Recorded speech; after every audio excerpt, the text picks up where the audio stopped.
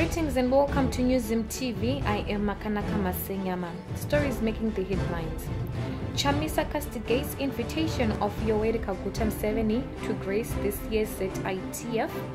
In the courts, violence accused ZCTU leaders freed. In business, First Mutual Properties hires $2 million RTGS worth properties.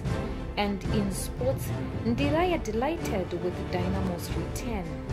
Now the news in greater detail.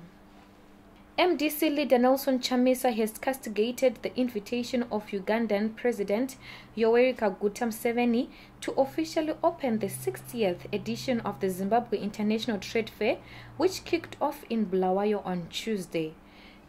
Chamisa told journalists at a press briefing Wednesday that he was not happy with Mnangagwa's invitation of Museveni, who is viewed as a dictator, arguing it sends the wrong signals for an administration that claims its wish to democratize.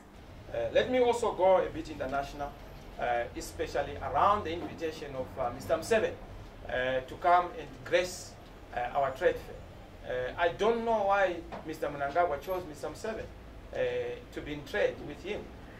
We don't know, perhaps it's a way of confirming that he belongs to a club of dictatorship. Because Mr. Museveni's behavior in his own country leaves a lot to be desired. The choice of friends defines the man's character. And we are worried that Mr. Museveni has invited, Mr. Mnangagwa has invited Museveni at a time when he's terrorizing his own opposition. Bobi Wine, my dear friend, is being terrorized. I'm told he has been arrested. He has been arrested several times. That kind of behavior is unacceptable on the African continent. We don't take it lightly. Wherever dictators come in cahoots or in unison, we have an obligation to fight them. And we do not take lightly Mr. Museveni coming to our country to just come and grace the trade fair. President Yoweri Kaguta Museveni is expected to officially open the trade fair on Friday. Meanwhile, at the same event, MDC Secretary General Douglas Monzora revealed the opposition party had received what he described as a strange letter that allegedly exposes divisions in the party, as well as the MDC's reported hand in the January violence. Monzora dismissed the letter, claiming it has ZANU-PF fingerprints all over. There was a letter, a strange letter that was delivered to these offices yesterday, and that letter purports to come from the office of the Secretary General. The letter seeks to incriminate, implicate certain members of the MDC as well as leaders.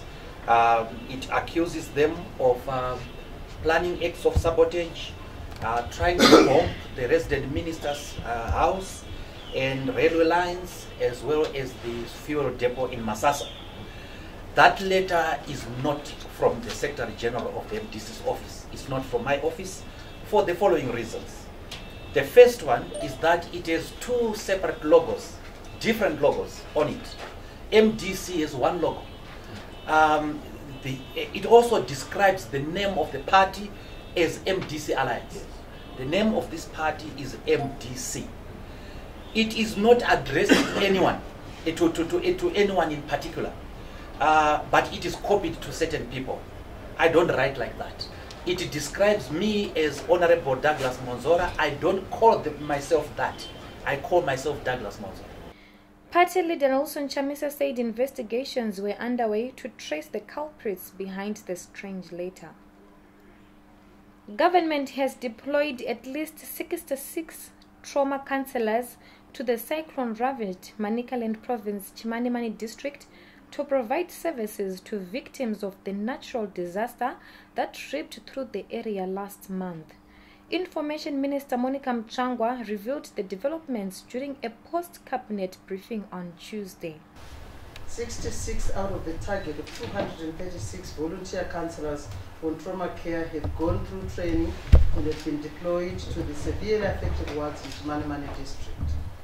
Cyclone Idai left a trail of devastation, with hundreds losing their lives, while tens of thousands now need counseling to get over the horrific experience.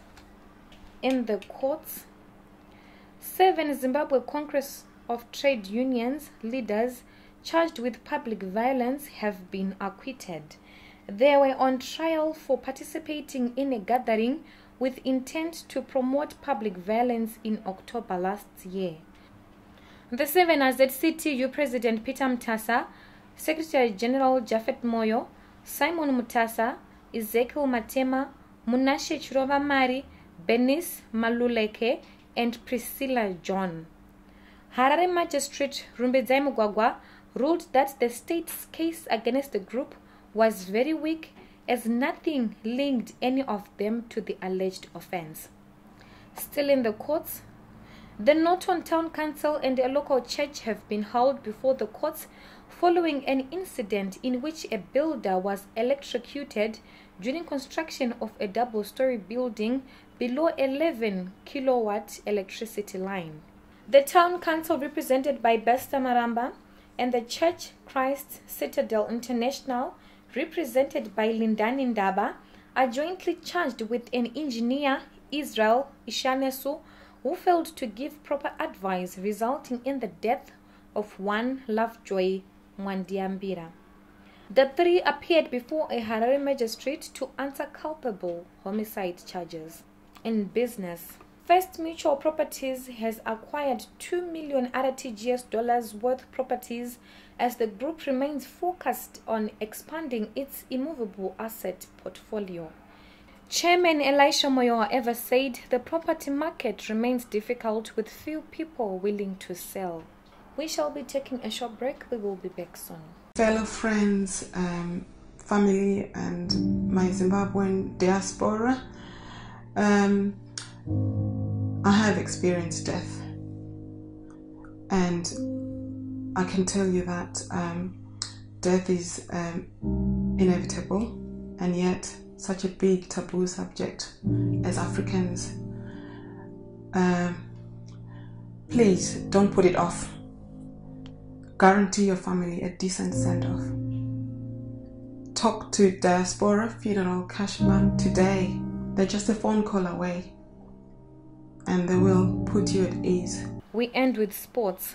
Zimbabwe under-23 coach and former Ngezi Platinum Stars Gafa Tonderai Nderaya was on Wednesday officially unveiled as the new head coach at fading Harare Giant Dynamos. Nderaya took over from Lloyd Chigowe, who was sacked on Tuesday following a string of poor results. The new head coach said he was delighted to return to his boyhood club after a brief sabbatical since being fired by Ngezi Platinum Stars. To end this news bulletin, here's a recap of headlines once more. Chamisa castigates invitation of Yoweri Kaguta Museveni to grace this year's ZITF. In the courts, violence-accused ZCTU leaders freed. In business, First Mutual Properties acquires $2 million RTGS worth properties. In sports, Ndiraya delighted with Dynamo's return. Reporting for newszimbabwe.com, I am Makanaka Masenyama. For these and more stories, do visit our website www.newszimbabwe.com and our YouTube channel, which is NewsZim TV.